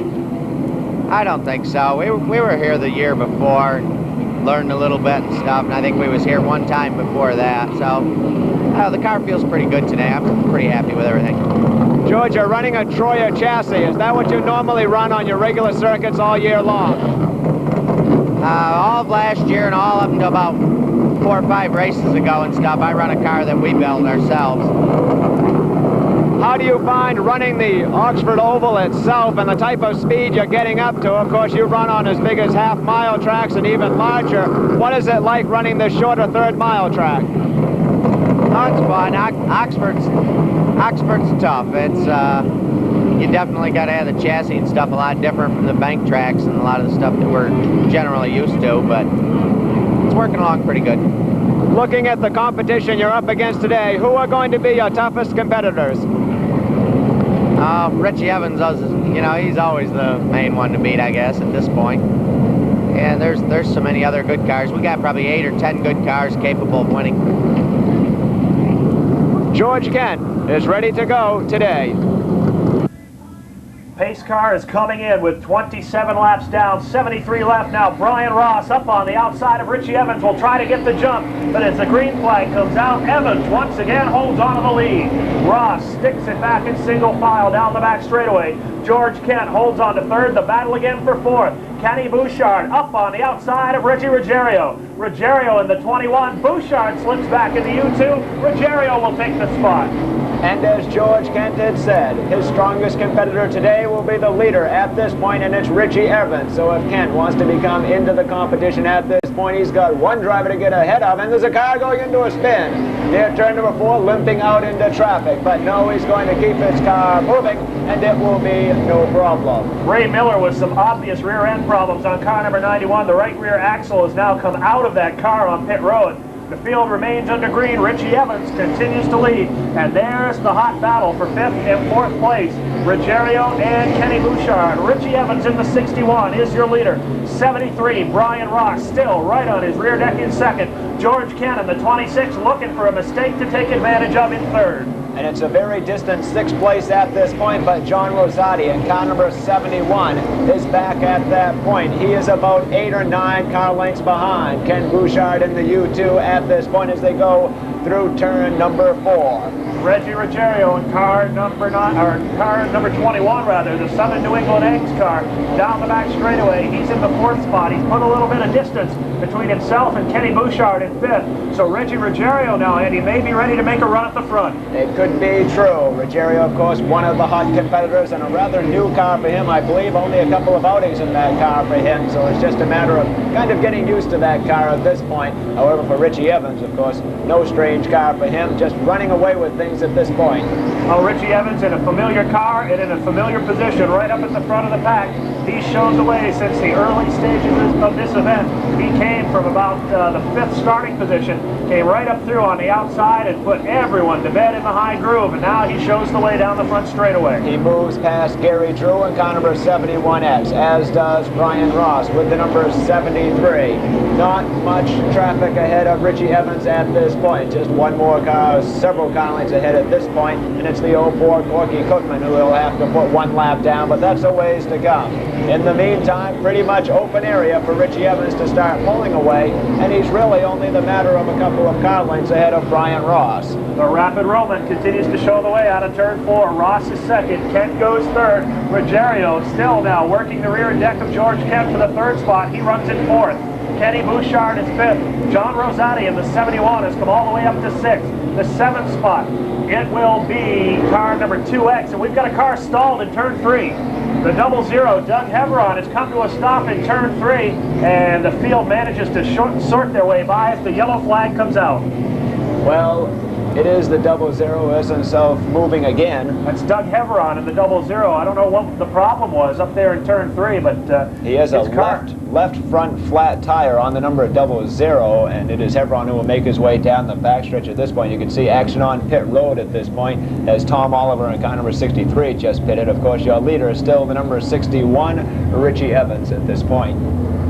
Well, Doug Heveron in the 00 had a flat tire going down the back straightaway. He knew that he was going to have an awful tough time turning left when he got to the corner, so he backed it down and came almost to a stop at the top of turn 3, and the caution flag came out. But he's still on the race course at this time. Heveron circles the track one more time. I think the last time through he had trouble pulling into pit road, and he's going to try to edge his way in now. The left front tire almost completely off the rim now, but he's still running along the outside of the track, and I don't know why he's not pitting at this point to have it changed and make it back to the lineup so that he can still be competitive. Well, I can't understand it either. He's going to go all the way up to the front of the pack, and leader Richie Evans, it must be he wants to get up there to the front so he can get in the pits at the front of the pack and have plenty of time to change that tire and not lose a lap under yellow. That could be. He's moving along just past Richie Evans now as they head into turn number 3, and I guess he's kind of holding on from passing the pace car. I don't think he wants to pass the pace car at this point, so he's limping his way around and riding parallel with the pace car at this point, coming to pit road. Now he'll make the dive in, and we're going to watch him do some action on pit road. It's Doug Heveron, the man familiar with the super modifieds, driving a modified today, and his pit crew onto the scene now, trying to change that left front. Well, the Brady Bunch crew has long been a fixture in modified racing, and Doug Heveron, the former Oswego Classic champion, the Grand National aspirant, now behind the wheel of car number 00. The car goes up on the jacks, the flat one comes off, well, or does it? They're having a little bit of trouble getting that flat left front off, and that could be the price you pay for running 3 laps with a flat tire. They're having some problems, and the starter is headed toward the flag stand at this point. Looks like we're going to be ready to go back under green flag, so it doesn't look like Doug Heveron will make it back in time. He may be going a lap down in this race. Everything looks set to go, and the pace car, no, will be going one more time around the track. as safety officials look over the tracks. And turn number 1 and 2 just to check that one final time. And it's a savior for Doug Hebron. He'll be able to make it back out of pit road, and he moves ahead of the pace car. Well, Doug Hebron almost played it a little too smart for his own good. He tried to get to the front of the pack and save himself from going down a lap. But if the field had gone back to green like it looked like it would until just a moment ago, Hebron would have been caught in the pits. It was close, and Hebron was in the pit area. It looked like they were coming for the green, but there appeared to be some debris just in turn number 1 or 2, and safety officials removed that just in time. And now things look like they'll be all set to go from starter at this point. Pace car about to start bringing up the speed, coming out of turn number 4. Richie Evans following right close through as they come out of turn 4. No! The starter does not issue the green flag as Richie Evans really had a complete jump coming off the starting line. Brian Ross slipped back some from position number 2, and there's a few cars competing on the outside of the track moving down the backstretch. They're going to try to realign themselves, but the starter will call for one more lap. Well, Jeff Fuller in car number 2 went from about 15th place to 5th. The problem was the green never flew, and Fuller didn't see it. Well, at least he tried to take advantage of it anyhow, but unfortunately he's going back to his regular starting position now. And Richie Evans this time gets the word that he wants a nice close start the next time through, and Brian Ross will try to keep up the pace along the outside. Evans tried to pull a little bit of a head game on Brian Ross that time, getting on the throttle in turn 3, hoping to get the green flag and really get a jump, but chief starter Maury Dumas would have none of it, so this time they'll try to get it done right. Evans on the inside, Ross on the outside, down into turn number 4. This time they get the green, and Ross gets the jump on the outside. Brian Ross in the 73 up on the outside, but back comes Richie Evans. Down the back, straight away they go wheel to wheel. Evans by a half a car length now. Forges his way back out into the lead. Ross drops back into second. They were side by side and almost looked like Brian Ross might have the opportunity to overthrow and take the lead spot, but Evans, having that advantage on the inside groove, still holds the lead. Ross drops back to that solid number 2 spot, and running in third now, it's Reggie Ruggiero. Reggie Ruggiero took advantage of the 2 abreast start. Got underneath George Kent and took over the 3rd spot. Kent holds on to 4th. Johnny Rosati also picked up a spot. He's in 5th. Kenny Bouchard got shuffled all the way back to 6th place. Well, it's still tight on the racetrack, although they're running pretty much a single file line at the front. A car has spun on the backstretch. Gary Drew is on the backstretch now as the leaders are coming down, but it's not going to pose any problem. He coasts back toward pit road and should be able to rejoin the tail of the pack if he can get his car started.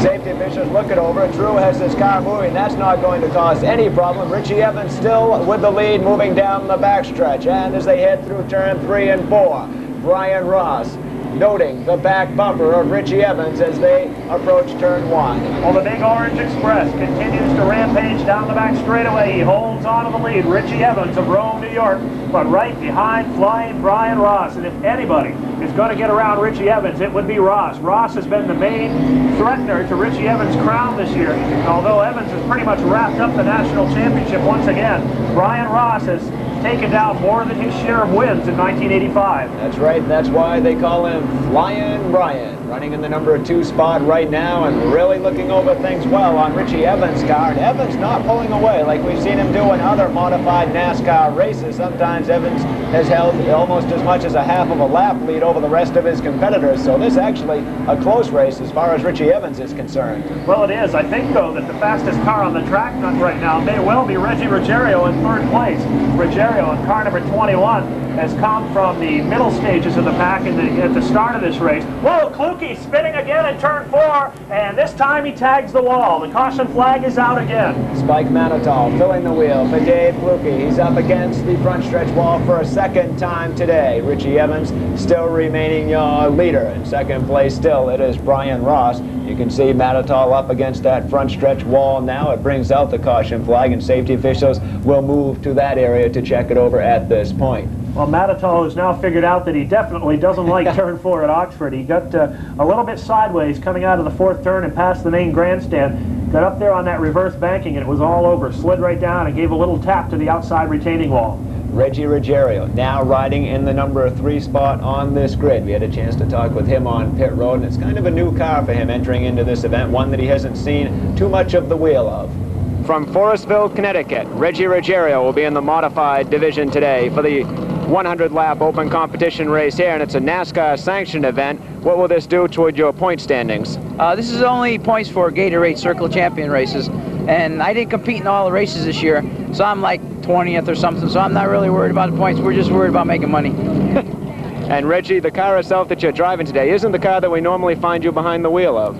No, I usually drove all season. I drove the number 44 owned by Mario Fiore. We had little problems with money, and now I'm driving the car that was formerly driven by Greg Sachs most of the year when he was not racing Grand National, and it's a brand new race car. It runs pretty good. You seem to stick primarily to open-wheel modified racing. Any particular reason for that?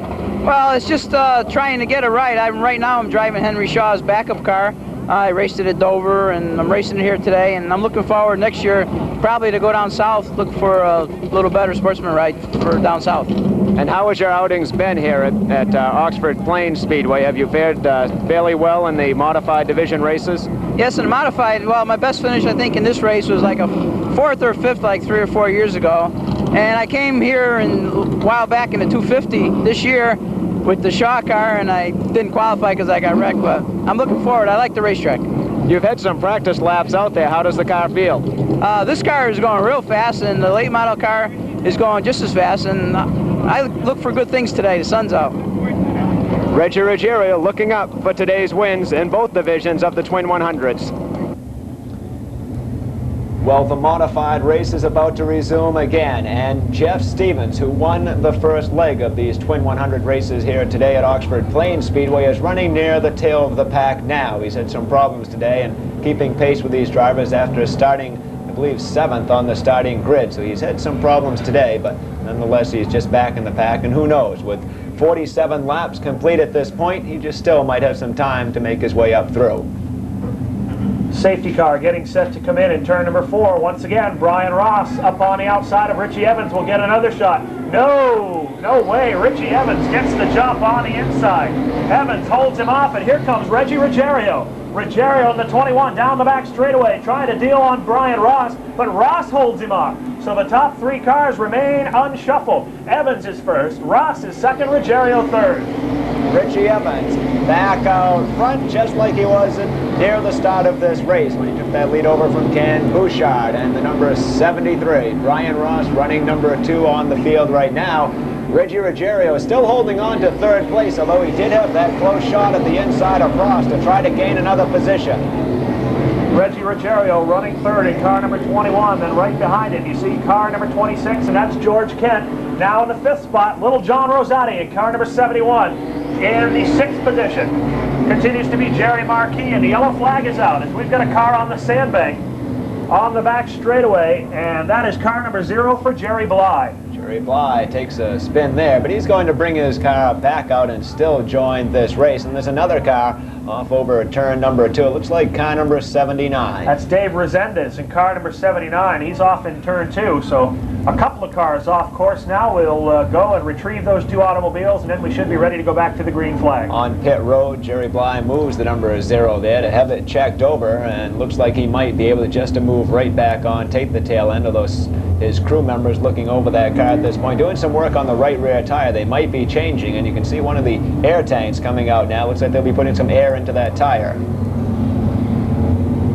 Well, Richie Evans continues to show the way. He's held off all comers since he took the lead early in this race. Brian Ross has had a number of opportunities to try to slip around on the outside on restarts, just hasn't had the horsepower to get it done. Reggie Ruggiero is now in the 3rd spot, had a chance on the low side of Ross, but couldn't get underneath for 2nd. In 4th, it continues to be George Kent, as he and John Rosati and Kenny Bouchard switch positions with almost every restart. Kind of a surprise of the day, this modified race. We were expecting this to be the one that would run off almost flawlessly. However, a change has been made, and the modified seem to be running a little bit rougher than the late models had. You see car number U2, Kenny Bouchard, is pulled up in front of your leader, Richie Evans, and I believe that Bouchard is going to duck onto pit road here and try to have some work done on car number U2 before the green flag flies again. We'll try to follow Bouchard into pit road. He's just behind the pace car now as they start going through turn number 3 and 4, coming through these turns, and looks like he might try ducking to pit road. There he goes there, and another car following through, Dick McCabe in car number 37, the 2nd time he has pitted today. There's Kenny Bouchard in car number U2 on pit road. We'll see what it is. Right side tires the order of the day. for the Universal Auto Salvage team. A right rear tire being changed for Kenny Bouchard. So apparently Bouchard not getting the bite that he wanted out of that right rear tire. They'll try to make the change and run back through the field. That's going to put him back in the thick of things for the restart of this race, but nonetheless the crew working very hard trying to get him back out there before he loses too much time. In the meantime, things look like they might be all set to go. We'll be having a single file start now that we are beyond the halfway mark of this race, and the flagman Maury Dumas onto the starter's stand says everything is all set to go, and it is Bouchard who pulls off pit road to take the tail end. Back at the front of the pack, green flag, back out, and as they start off, Evans seemed to go just a bit wide on the start, and Brian Ross had a stab on the inside, but Evans slams the door as they went through turn number 1. Evans continues to lead in car number 61, Brian Ross in the 73, right on his rear deck in second. Reggie Ruggiero in the 21 goes third. George Kent is fourth in car number 26. Then a bit of a gap back to John Rosati in the 5th spot. Jerry Marquis, a strong running in 6th, and here comes Mike McLaughlin. Well, these single file restarts is going to be kind of a breath of fresh air for Richie Evans, Dave, because now at least he doesn't have to see someone starting right on his outside, and he can just have a clean shot. Well, Richie Evans now has things a little bit more his own way, although he hasn't had much trouble thus far hanging on to the lead. He continues to show the way. Ross is second. Ruggiero continues to show third, and George Kent is fourth. The battle right now is for 6th and 7th. As Jerry Marquis, the former Pro Stock driver, gets passed by Mike McLaughlin in car number 3. And the number 71, John Rosati, moving into position number 5 on the field right now, just in back of car number 26, George Kent, as they move down the backstretch area. Kent running in position 4 right now, and he's looking over the back bumper of Reggie Ruggiero, who's holding third with car number 21, and right in front of him it's Brian Ross. Your leader is the 61, Richie Evans. Well, Richie Evans continues to shuffle the cards and deal them out as he pleases. He holds a 1-car length advantage as they come up to put a lap on the 71X of Drew down the front straightaway. Into turn 1, Richie Evans sets it out the width of a car down the back straightaway, disposes of Gary Drew in the 71X. Along comes Brian Ross, Reggie Ruggiero, and George Kent. And they'll have no problem passing by. There's a car that is spun on the backstretch, but it's still going to be under its own power, and we'll see if Evans is going to catch up to that. I believe that's number 2 of Jeff Fuller, and he's going to keep running all on his own, and he will not pit on pit road. Your leader, car number 61, Richie Evans, across the line for another lap down in this race. Richie Evans down the back straightaway continues to hold off Ross and Ruggiero. George Kent, who hasn't really looked like he's had the strength to make a run for the top 3, still holds on to a fine 4th place position. John Rosati, car number 71, is 5th. Mike McLaughlin and Corky Cookman now going at it for the next 2 spots. Well, it's a battle on between those 2 drivers, car number 3 and the number 04, as Corky Cookman moves that car along the outside, but still running in position number 4. George Kent at this point during the race, and Richie Evans still just all alone. Well, there's Richie Evans sitting pretty in car number 61 as the lap traffic lies dead ahead.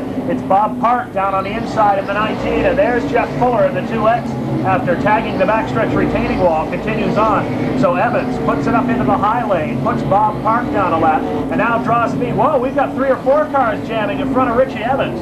So the Rapid Roman now is going to have to thread the needle to hold on to the lead, and thread it he does down the front straightaway. That was rather close, as those drivers were kind of clustered up. The slower cars making their way out of turn number 4. But now Richie Evans has just 1 more car to put out of his way to put that car another lap down, and it's Jeff Fuller in car number 2. As they will cross the line one more time with Richie Evans breathing down the bumper, just deciding if they'll use the inside or the outside. Well, Evans, no rookie to say the least. He knows how to pick his lanes, and he picked them right that time.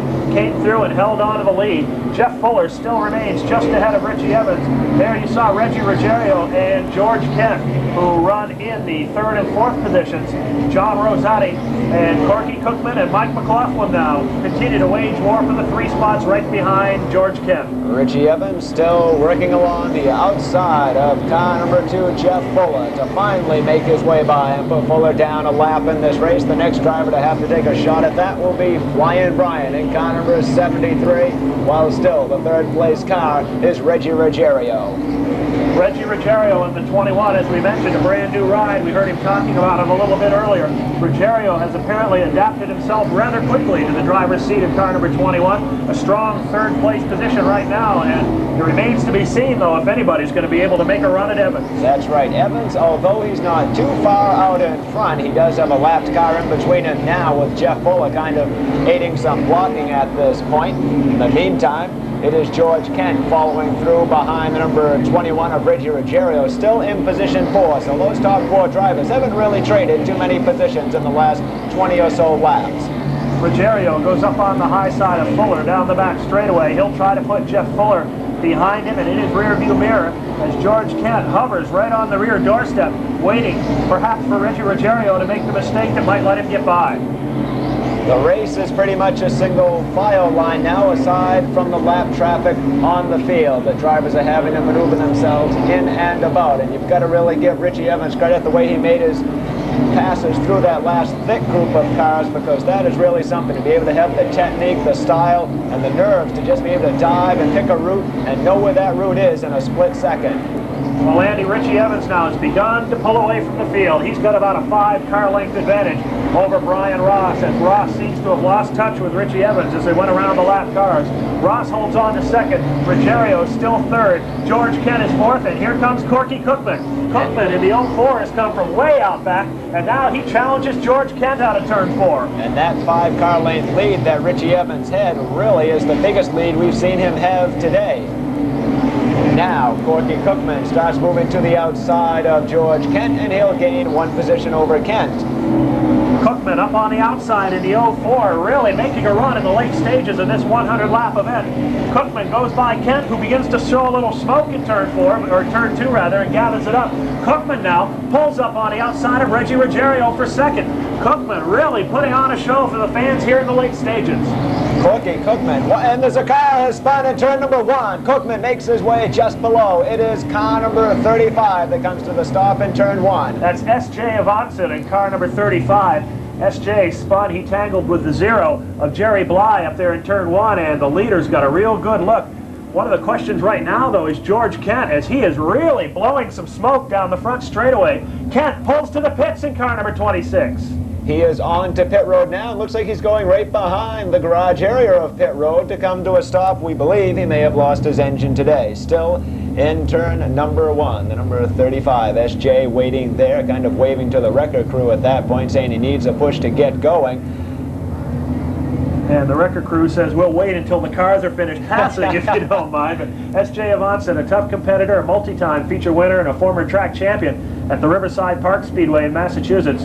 S.J. is now back underway as he gets a push. John Rosati's car number 71 is pulled off the field.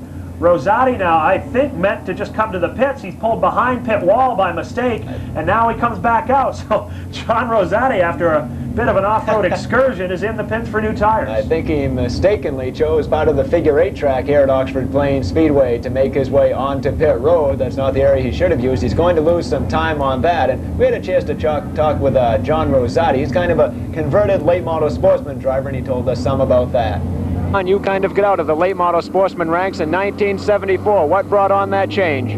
Well, the thing is, this tour they have is there's a lot of traveling, and you know, and I work at home in our trucking business, and modifieds, you know, around my area, there's like 3 tracks I can go to within a half hour and race, you know, and they've been racing, you know, Friday night, Saturday night, and Sunday, so it's just more easier for me running modified than it is a late model.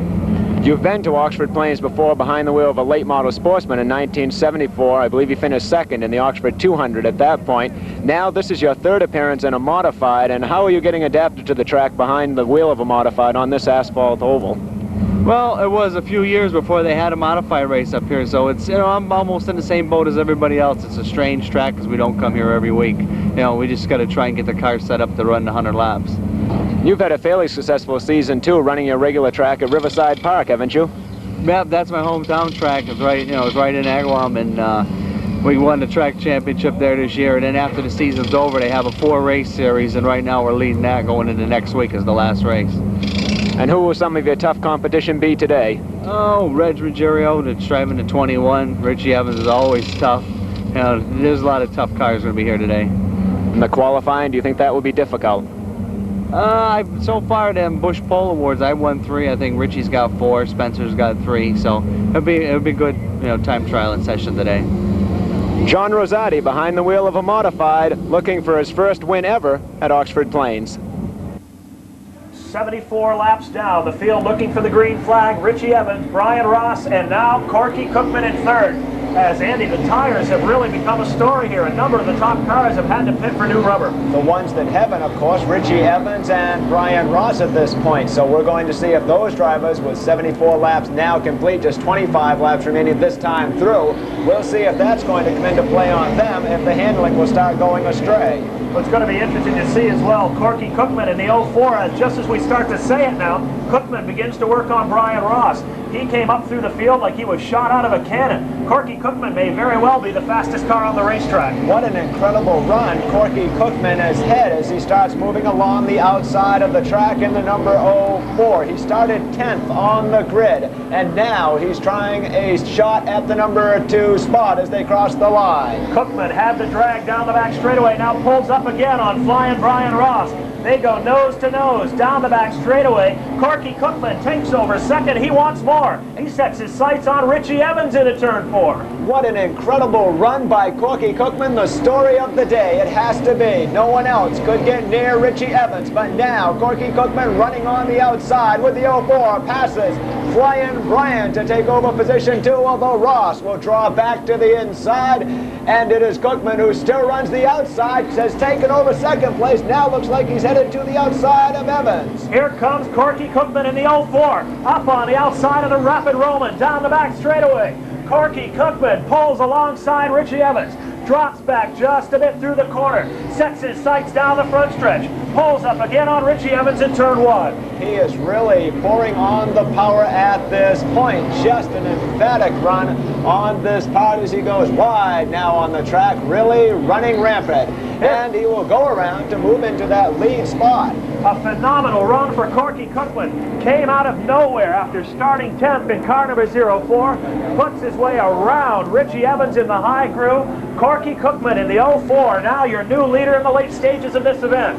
Richie Evans in the 61 drops back to second as Cookman, Andy, really beginning to pull away from the field. This is really an incredible run by him as he starts moving away with Evans trailing in that, actually the second to place spot. But we've just received word that Cookman is down 1 lap in this race. So actually Evans still remains as your leader, and Cookman just evidently unlapped himself, but still an incredible run on his part. And as we are approaching the final laps of this race, although it looks as though he may not be able to pull off the win, it's too bad really that he is down this 1 lap, because otherwise we think he would have been the main factor. Well, Andy, we get a chance, I guess, to wipe a little egg off our face. It was a spectacular run, and it still is a spectacular run. Anytime somebody passes Richie Evans, Brian Ross, and Reggie Ruggiero on the outside, it's a great race. That's right. But Richie Evans still the leader in car number 61. And he is about 4 car lengths ahead of number 73, Brian Ross, and still holds position number 2. The number 21, Reggie Ruggiero, running 3rd place at this point. Number 3, Mike McLaughlin, has now come into play with car number 3 in the 4th place spot. Well, Mike McLaughlin, in much the same manner as Corky Cookman did, has come up from the rear of the field. Now, I'm going to hedge my bet and say that McLaughlin's on the lead lap, and he's running strong in the 4th spot now. Evans across the line one more time, still with that lead. He is about 4.5 car lengths ahead of Brian Ross. And Ross still being haunted by Ruggiero. Now it's McLaughlin in car number 3. We believe he still is on that same lap. He's running in 4th place and looking toward the inside of Reggie Ruggiero. Well, Mike McLaughlin in the Len Bowler prepared car number 3. Len never has built the most beautiful car on the racetrack, but it's always among the front runners. Of course, that car driven for many years by the late, great Fred DeCero, and also by Ron Bouchard, before Bouchard took the path to the Grand National Circuit.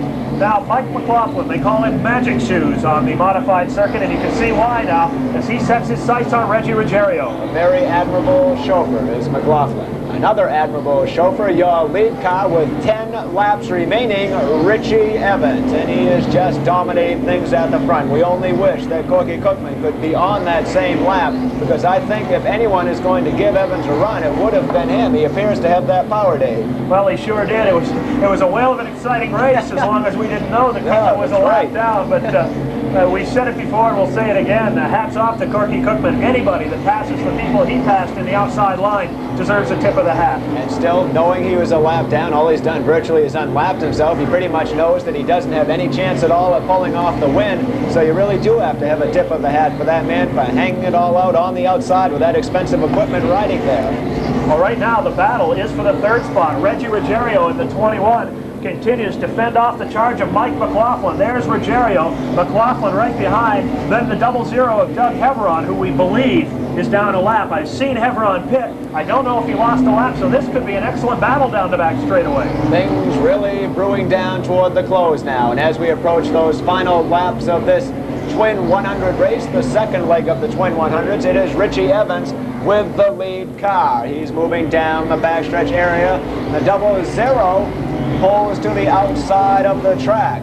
He's pulling to the outside. Looks like he might head toward pit road along the backstretch, and he does.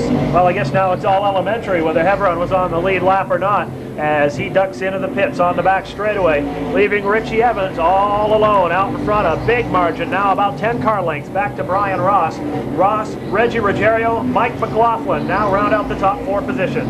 Evans is still alone at the front, and what a space that he has opened up ahead of Brian Ross. The battle's still there, brewing along for that number 3 spot on the field, as it is McLaughlin moving to the inside of Reggie Ruggiero, and if in fact he is on the same lap, he has just taken over third. McLaughlin with 3 to go moves up into the 3rd spot. Ruggiero gets drop kicked back into 4th. We'll have 2 laps to go this time. 2 laps to go as one car, Alan McClure, ducks to the pits with smoke coming out of that engine. If that was a grenaded engine, we can only suspect it may have put some oil down on the backstretch, but nonetheless the driver is still carrying good speed down there, so evidently nothing was put down to cause any problems. Mike McLaughlin making a bid for 2nd place, trying to duck under Brian Ross down the front straightaway. The white flag is out. Chief starter Maury Dumas shows him the 1 to go flag as Brian Ross works down the back straightaway, uses the lap traffic to try to hold off Mike McLaughlin. Your leader, Richie Evans, coming out of turn number 4. Checkered flag out to the air, and it will be Richie Evans returning to victory lane in the all-in-one Twin 100s at Oxford Plains Speedways as he picks up the modified leg of the Twin 100s. Brian Ross held on by about the width of a tire to take 2nd place over Mike McLaughlin in 3rd spot. Reggie Ruggiero unofficially came home in the 4th position, and Kenny Bouchard in the U2 came back through the field after that late tire change to finish 5th. He started 5th on the field. Richie Evans, the Rapid Roman, he ends up picking up the win. He'll make his way around out of the turn momentarily to pick up the checkered flag, and his admirers on their feet cheering for Richie Evans, the Rapid Roman out of Rome, New York, as he picks up the win and a $3,000 win here at Oxford Plains Speedway. He goes down toward victory lane at this point to grab the checkered flag and head it around one time in victory. Well, that's certainly a familiar sight to all the modified fans around the New England area. Right. Richie Evans carrying the checkered flag once again this afternoon at Oxford. One of those drivers you can just always count on to be at victory lane at the finish of a race.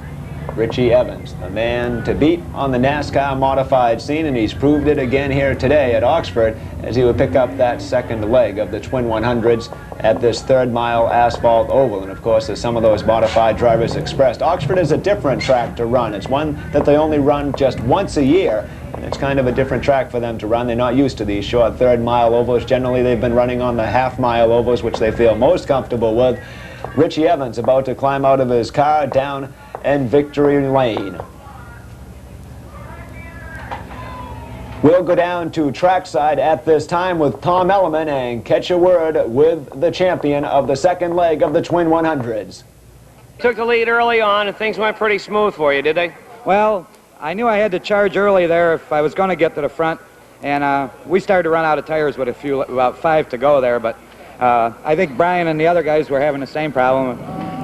Billy said that Corky was down a lap, so I didn't want to use up what I had left to race the money positions there. And after last night, we run out of gas, so we finished tonight a little better. Well, listen, you've already wrapped up the regional title, and you're on your way to another national championship. You think you're going to be able to pull it off? We're going to try like heck. We've been trying all year, and the guys and Mr. DeWitt and all of us, we've really worked hard this year, and I just hope that we can pull it off. Now, this is your second win at Oxford Plains Speedway. Tell us what you think of this racetrack. It's a little different. It's quite a bit different than most of the racetracks we race on, and it's a nice challenge to come here, and it's kind of different to go half throttle and go faster than if you step on the gas, though. So, what do you mean it's different? It's a little flatter, harder to get set up for, or what? Well, just put an egg on the gas and you might win the race. Well, congratulations, Richie Evans, who obviously had an egg in between his foot and the throttle, but not a very big one. Thank you from trackside Tom Elliman. And Dave, that kind of summed things up today at Oxford Plains Speedway in the late model sportsman division. It was Jeff Stevens. Well, Jeffrey had a whale of a race. He put the bad season behind him, went out there and led just about all the way to take the win in the late model segment. And in the modified division, of course, Richie Evans pulls off the win from Rome, New York. From a special edition of Mainely Motorsports, this has been Andy Cusack and Dave Moody. Thank you for joining us.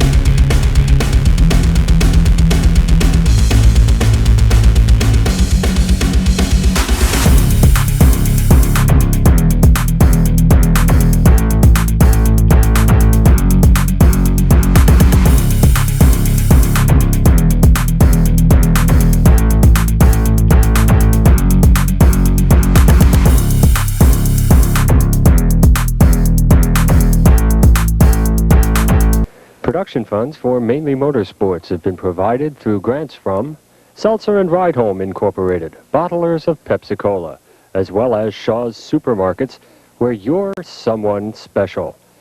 Mainely Motorsports has been a copyrighted production of WCBB 10.